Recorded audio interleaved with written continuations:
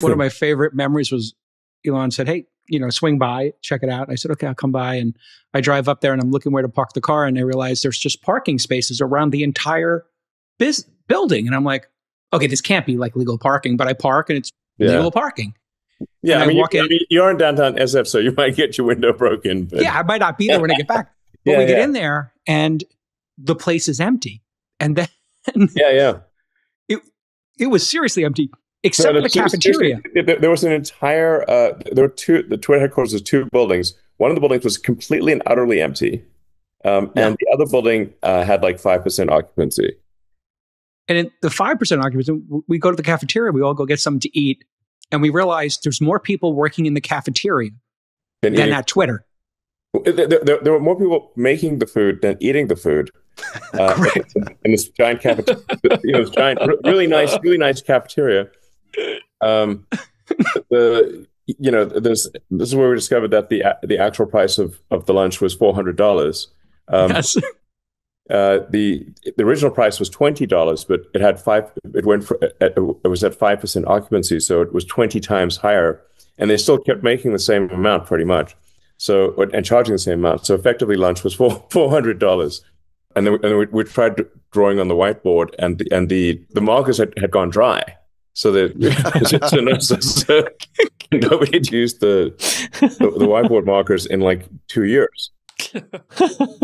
So sad. None of the markers worked. So we're like, this is totally bizarre. But it was totally clean because the cleaning crew had come in and done their job and cleaned an already clean place for, I don't know, 2-3 years straight. It was spotless. and I mean, honestly, this is more crazy than any sort of Mike Judge movie or Silicon Valley or anything like that. And then I remember going into the men's bathroom and there's a table with hygiene, menstrual hygiene products. Yeah. Refreshed every week.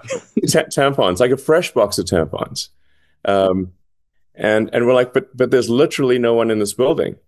But no, it hadn't turned off the send fresh tampons to the men's bathroom in the empty building had not been turned off.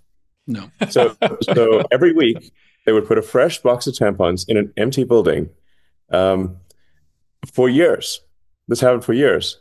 And it must have been very confusing to the people that were being asked to do this because they're like, okay, I'll throw them away.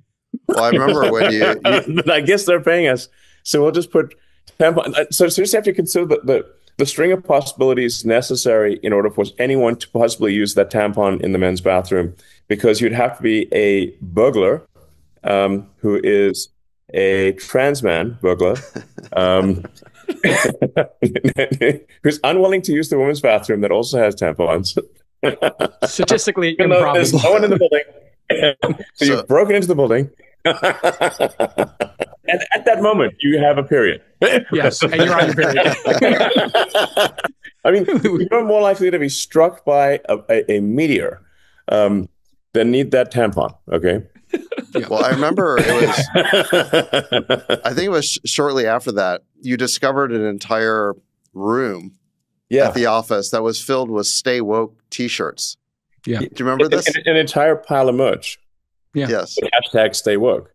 Stay Woke. And also a big sort of buttons, like those magnetic buttons that you put on your shirt that said, I am an engineer. I'm like, look, if you're an engineer, you don't need a button. Like a big... Who's the button for? Who are you telling that to? You could just ship code. we would know. We could check your GitHub. But yeah, there were like scarves, hoodies, all kinds of merch that said hashtag Stay Woke. Yeah. A couple of music When you rooms. found that, I was like, my God, man, the barbarians are fully within the gates now.